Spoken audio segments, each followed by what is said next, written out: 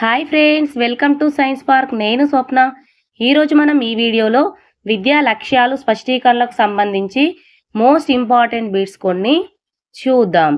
జీవశాస్త్ర ఉపాధ్యాయుడు వృక్ష జంతు కణ నిర్మాణాన్ని బోధించిన తర్వాత ఎం అనే విద్యార్థి వాటి నిర్మాణాన్ని తూచా తప్పకుండా అప్పచెబితే పి అనే విద్యార్థి వాటి మధ్య తేడాలు స్వయంగా తెలియజేశాడు. ఎంపీ విద్యార్థుల సాధన ఉన్న లక్ష్య స్థాయి. ఎం జ్ఞానము, పి అవగాహన. సక్రమంగా వ్రాయబడిన జీవశాస్త్ర స్పష్టీకరణానికి ఉదాహరణ: విద్యార్థి దంతసూత్రాన్ని అవగాహన చేసుకొనుట. బ్లూమ్స్ విద్యా లక్ష్యాల వర్గీకరణలో జ్ఞానరంగం లక్ష్యాల అనుక్రమణిక: జ్ఞానం, అవగాహన, అన్వయం, విశ్లేషణ, సంయోగం, మూల్యాంకనం. మంచి లక్ష్యానికి ఉండదగని లక్షణం: వ్యక్తిగతంగా ఉండటం.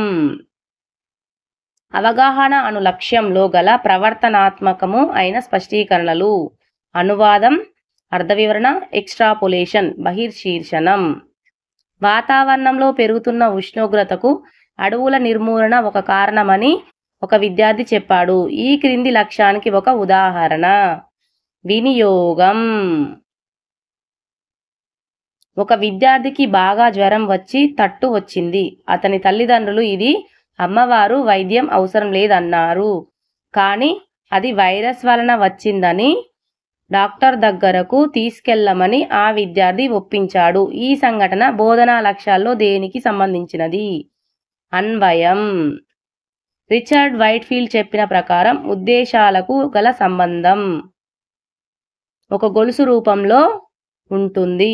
బ్లూమ్స్ విద్యా లక్ష్యాల వర్గీకరణ ప్రకారం మానసిక చలనాత్మక రంగానికి సంబంధించినది. సమన్వయం. విద్యార్థులలో సృజనాత్మకతను పెంపొందించడానికి దోహదపడునవి. అపకేంద్ర, కేంద్రాభిముఖ ఆలోచనలు. జీవశాస్త్ర బోధనలో సామాజిక వనరుల ద్వారా పొందు ప్రత్యక్షానుభవాలు, ఆసక్తులు, అలవాట్లు, అభ్యసనానుభవాలు కలుగజేస్తాయి. కొఠారి కమిషన్ ప్రాథమిక దశలో విజ్ఞాన శాస్త్ర లక్ష్యాలు, బోధనాంశాల గురించి చేసిన అతి ముఖ్యమైన సూచన పరిశీలనాత్మక దృష్టిని పెంపొందించడం. భావావేశ రంగం యొక్క అంతిమ లక్ష్యం శీల నిర్మాణం. విద్యార్థి జీవశాస్త్ర సంబంధమైన పదాలను, భావనలను, సిద్ధాంతాలను పోల్చి చూస్తాడు అనే స్పష్టీకరణకు లక్ష్యం అవగాహన. ఈ క్రింది వానిలో ఏది లక్ష్యం యొక్క లక్షణం కాదు? పాఠశాల పరిధి దాటి ఉంటుంది. బ్లూమ్స్ విద్యా లక్ష్యాల వర్గీకరణ ప్రకారం స్వాభావీకరణం అనేది ఏ రంగానికి సంబంధించినది? మానసిక చలనాత్మక రంగం. రమ అనే విద్యార్థిని విజ్ఞాన శాస్త్ర పుస్తకాలు చదవడానికి ఆసక్తి కనబరుస్తూ ఉంది. ఆమెలో ఏ రంగానికి చెందిన లక్ష్యం నెరవేరినట్లు? భావావేశ రంగం. కే అంటే పొటాషియం అని తెలపగలిగిన విద్యార్థిలో సాధించబడిన లక్ష్యం అవగాహన. భావావేశ రంగానికి చెందిన అంశాలలో ఏది చివరగా ఏర్పరుస్తుంది? శీల స్థాపనం.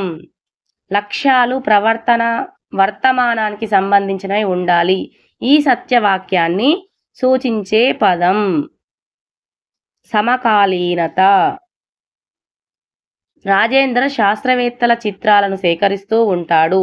అతడిలో ఏ రంగానికి చెందిన లక్ష్యం సాధించబడింది? మానసిక చలనాత్మక రంగం. ఎలిజబెత్ సింప్సన్, దవేలు ఈ క్రింది వానిలో ఏ రంగానికి పరిశోధనలు జరిపారు? మానసిక చలనాత్మక రంగం. ఉపాధ్యాయుడు ఒక విద్యార్థికి పక్షుల గూళ్లను సేకరించమన్నాడు. ఈ ప్రాజెక్టు ద్వారా ఉపాధ్యాయుడు సాధించాలనుకున్న లక్ష్యం నైపుణ్యం. ఓకే ఫ్రెండ్స్, ఈ వీడియో మీకు చాలా ఉపయోగపడుతుందని నేను అనుకుంటున్నాను. ఈ వీడియో కనుక మీకు నచ్చినట్లయితే లైక్ చేయండి, షేర్ చేయండి, ఛానల్ని సబ్స్క్రైబ్ చేసుకోండి.